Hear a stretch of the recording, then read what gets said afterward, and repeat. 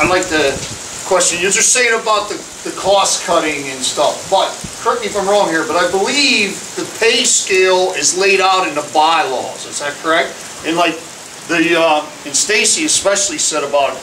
And I believe here the business manager gets 200% of journeyman lineman's rate, 40-hour week, and then so on and so on. And as the reps get so many years in, they acquire more of a percentage. And like I'm going back from Philadelphia, a lot of it, because hey, I had 27 years in that local. So, I mean, anybody else here say they climbed poles for 30 years?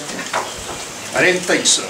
What? And like you said about being your wife, I'll tell you, this week alone, I worked my 7 to 3:30, went home, 5:30 I got called out, I went to Hana, come back 3:30 in the morning, slept 2 hours, went back in and worked straight time, which I'm not too happy about. Where's the safety involved in that on 2 hours sleep? And so I worked 26 out of 32 hours straight, and an hour of that in 2 days was lunches. So figure it out. I had 5 hours off in 32 hours.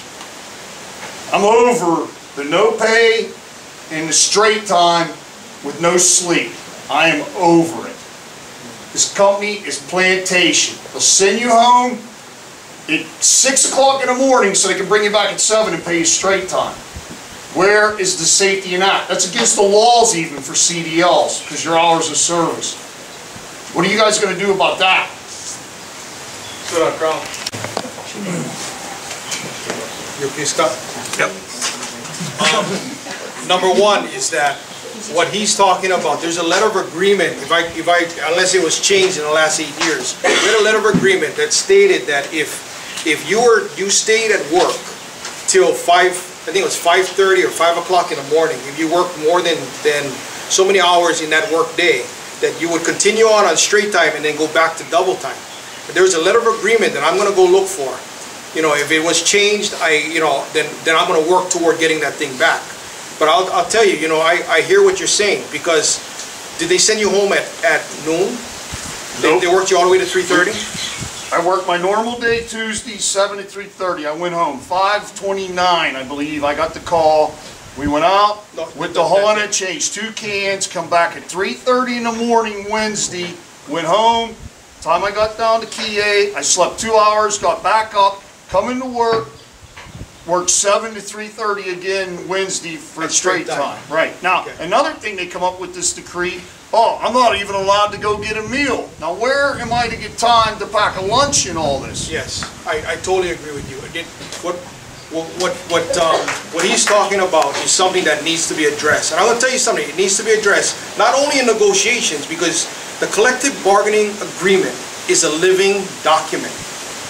There's language in the contract that allows us to review certain areas of the contract and see if we can make changes that are going to benefit our members. We're looking at it right now. I'll tell you that right now. We're looking at some of the things that have been maybe lost in the negotiations. You know, like the electric discount, and there's other things that have been lost. Workers' comp, for example. And we're trying to see how we can leverage the company to go ahead and bring back some of these things quickly, or have different things that are going to enhance the package or the product that you have now. So all I can tell you is this: I got to get in there to go ahead and do something. That's the bottom line. You know, I can stand outside the door all day and knock, you know, and then nobody's going to answer. The bottom line is, once I get in the door, I'm going to be able to figure out what we need to do. And I know what needs to be done is unification of the membership, but also taking on the company in negotiations and during the term of the contract. So my whole deal is this: during that term of the contract, we are going to be working toward fixing some of the things that has happened in the last 8 years that I've been gone. Okay? Thank you. You know, for me, there are a lot of work rules that have been changed over the life of this contract. And I started Hawaiian Electric in 1989. And there are a lot of changes that I think need to be made to the work rules, that being one of them. We can do that during negotiations as well as outside of negotiation, through committees, through letters of agreement. there's a lot of things that the union needs to address, and it's not just pertaining to linemen, but it's pertaining to a lot of people. And I think that our staff that's one of the things that we need to work on.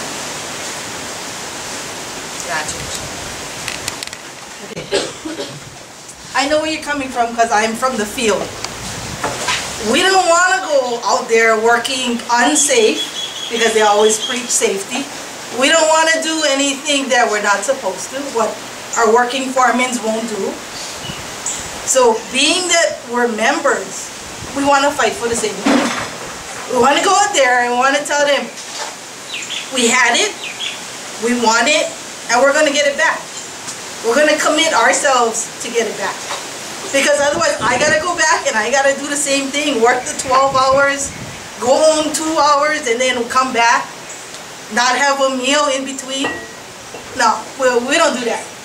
We would rather just go, carry forward. They told us, if you come to work and you go home, say you come to work the 7 to 3:30, and you go home at 12 o'clock, but you don't come back to work at 7 o'clock in the morning again, you don't get paid. They take away your 40-hour week. We don't want that. We want it the way it was. We're going to fight for it. We live it. We live it. We had it. And we're going to do it. And then we need access. Stace and I need access to get all of these documents down to help ourselves and the rest of the members. Not just on Oahu, but all of them. Kauai, we got to help the other units. There's 18 units. We got to help Maui. And now we know that it's not just happening on Oahu. We know that for sure. They think we don't know anything. But once we get the access to all of this information, and we can't get access now because we have someone else in office. But once we sit down, we take a look at it, our clocks have been spinning, our wheels have been going, but we can't go anywhere. As soon as we get in there, it's just going to be straightforward. We're not going to sit and wait. Negotiation doesn't start 3 months before the contract ends. Negotiation is going to start as soon as we get into office. 3 years. Well, we got 2.5 years. It's almost over again. And we're going to start from day one. As soon as we get in, we're gonna go. That cattle gate or whatever you call them is going to open, and we're going to run. And we're going to keep into consideration the rest of the membership because we were there. We live it now. We had it and we want it back. That's our commitment. Okay? This question is for Stacy and Brian. You know, no single event galvanizes the membership like a contract negotiation. That is a meat and potato that draws the interest of all members. There's no doubt about it. You know, negotiation can affect our lives in the short term and in the long term. And sad to say, but it can affect our retirees who are on a fixed income and those members who have health issues too. I was wondering, how would you go about conducting a negotiation? What skills will you bring to the table? And can you inform the membership how you will do it, so to instill confidence in you, so we will vote for you? Thank you. I'll address that first. You got me running, Scott? Go ahead. Cool. Okay. The first thing is I want to talk about is negotiations in all the different contracts that the IBEW represents. The business manager is the one who is responsible for it, whether it be in utility, whether it be in the refineries, whether it be in TV, whether it be in line clearance. The business manager is ultimately responsible to understand and know about each group. Okay? Service Contract Act, so forth. Negotiations, you gotta be able to have a strategic plan prior to getting into negotiations. We already have been working on a strategic plan to go ahead and move us forward. For example, I'll give you an example. We were talking to some of the crews the other day, and they were talking about, well, we have no leverage. The only leverage we got is to strike. People got to understand that leverage comes with more than just striking the company. The leverage pieces are, for example, you've got you got the building trades. Everybody knows the building trades. I'm sure Christine understands the building trades. The Building Trades Council, they have a ton of money, okay, that they go ahead and they deposit into American Savings Bank. We could go ahead and get the building trades who I have a great relationship with and move some money over to First Hawaiian Bank. That's leverage. I'm talking hypothetically, okay? We could have them move some money to First Hawaiian Bank and say it's $50 million or whatever it is out of the trust funds. You move it over or general fund. You would move it over, so what you would do is you would go ahead and now you're leveraging yourself with the company. So when you get to the table, they'll be over there going, okay, you just moved some money out of American Savings Bank, which is an HEI company, and now we have a problem because we're losing money on that side. They made $28 million in the first quarter of this year. And you guys had all these takeaways. The thing is that what was the leverage strategy by the local union, by the local union negotiating committee? We have the strategies that we believe from day one we're going to be able to use to negotiate a fair contract for you folks. And it's incumbent upon us to go ahead and deliver a good package to the members on a timely basis. Right now, you guys wait 6 months to get a contract. We never did that. We always got a contract right when the contract was expiring. So if they had expired in November 1st, we would get the contract ratified by probably the 10th or whatever, you know, because we have to get the package together of November. So anyway, I just wanted to mention that negotiations incumbent upon us, and we have the strategies to do it. Thank you. Negotiations is actually, it's like a chess game. It's strategy, it's anticipation, and it's knowing what you're going to the table with. There are a lot of things that we can do that are not typical for a negotiation. There are things that we can present at the table that would be able to benefit both the company and the union members. And that's not something you typically come to the table with. But if we can show them that we're willing to work with them as a company, we understand their issues. They need to now understand our issues. We need to make it fair for our members, and we need to fight for what we have. And all we want is equal treatment. We want to be able to support our families and be comfortable. When we go to negotiations, we need to be prepared. We need to know what the financial statements are. We need to know what is it that we can come to the company to present to them that makes sense for both sides. And there are a lot of things that we can do. I was fortunate enough not only to be able to sit with IBEW 1260, but I also got to see a little bit of ILWU, asbestos workers, carpenters, roofers, other trades, to see how they do their negotiations and how they do business. So there's a lot of different ideas that we can get from other unions, and I think that's important that we build an alliance with all of the unions throughout the nation, not just here in the islands, but union is we gotta stick together, and we have to be a strong union, but it's gonna take the members. We all have to participate. And when it comes to negotiation, it's strategy. And that's what we need to do, is we need to go in with a strategy. It's early on a general question. First, I don't know if I ever did introduce myself. Everybody knows me as Crunkle. My real name's Christopher Kunkelman. Been a lineman for almost 30 years. Okay, number one, united we stand, divided we beg. I'll tell you that's the truth right there. Okay, back to the issue of the pay deal. It's not the same even on all three, well I should say 5 islands, but the 3 different companies. And it's changed 3 times since I've been here in a little over 3 years. Used to be, if you went home at 8, they paid you straight time till POW, 3:30, or if you worked, you got double. Then they just started sending us home at 8 in the morning after the economy collapsed in 2008 with no pay, and you got no pay on your check. Then they come up with another sweetheart deal. If you started before midnight, you worked till noon and got sent home with 3 hours no pay. And if you started after midnight, you worked till 3:30 or POW, and you got paid. But I don't know if it's a culmination of the tide, the phase of the moon, which way the trades blow. I haven't broke the code yet, but if you do, let me know. I'm curious to see. And just one more thing that you guys brought up that was I wanted to peek on. Right now it eludes me. But like I said, I know that it's with the negotiations, what Brian was saying. And I'll tell you right now, in 2013, when this contract's up, Halloween, October 31st, correct?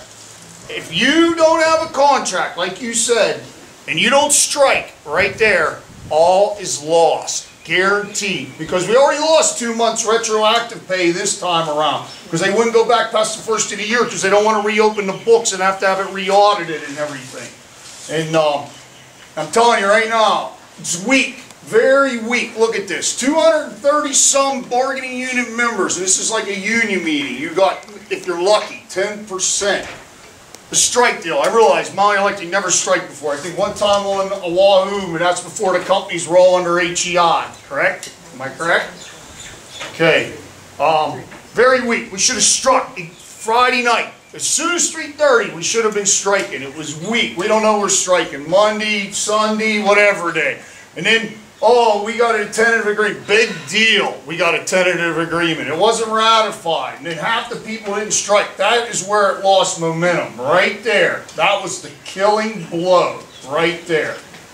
Telling you. So, I mean, I'm just not impressed, I guess is the bottom line. We lost plenty on that contract. The Mamini raise we got did no way make up for everything we lost on that contract. It's terrible. You okay? Okay, well thank you for your time. I don't want to be the camera off. How much I got left? Right now, you guys got your 401ks where you guys put your money.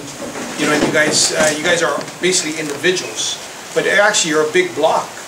You know, people who are putting money into, you know, back into company stock. I think what we're trying to accomplish here with leverage is to make sure that we're going to look at all pieces, not just the building trades that I talked about, but also that whatever stock options that you folks have, or stock that you folks have with your 401k, that we're able to leverage that with the company as well. Right now, you guys don't have a match on your 401k. I'm going to tell you something. You know, being in Washington D.C., I've been able to see a lot of the contracts across the country, whether it be in utility, construction, whether it be in manufacturing, broadcasting, whatever it is. I've seen a lot, and I'll tell you, you know, you guys got a good contract. We got a good contract with Hawaiian Electric. Obviously, I worked for Hawaiian Electric for 13 years, but there are contracts across the United States that have a lot of bells and whistles that you don't have. For example, the day after Thanksgiving as a holiday. That's a standard thing that other contracts have, you know, in their collective bargaining agreement. But for some reason, it's not in the Hawaiian Electric, Maui Electric, and the Helco contract. So that's something that we're going to be working upon. Right? Leveraging that, how to get that, we're going to have to leverage the company using different techniques. For example, first cut profiles, understanding that they're on a roll to be making a profit. I think a lot of people don't understand that here. That they knew that they were going to make a profit in the first quarter, but they still took away the electric discount and they still took away workers' comp. The workers' comp issue, I don't hear too much talk about it. But if Kronk gets hurt on the pole, he gets hurt bad. That's why it was 100%. When a lineman, or whether it be anyone in the company, when they get hurt, it was 100%. We preserved that, and then now it's the state weekly average as a cap on it. Plus, you got to use your vacation and your sick days and everything. And that's the stuff that you know, I don't understand. You know, I look at it like all these years we preserved it. All of a sudden, just one swoop, it's taken away. That's why I say it's not about practicing, gang. This is about the real deal. You either gonna play it for real, or we're gonna get screwed. And the bottom line is that this is for us to make that change now. Because if we don't, I tell you something, what he just said, you know, come 2013 on Halloween, he's wearing orange on top of that too. You know what I'm saying? you're gonna have a problem. And what we're looking at is eliminating that problem. Thank you. Thank Ann for setting this all up. Thanks, Ann.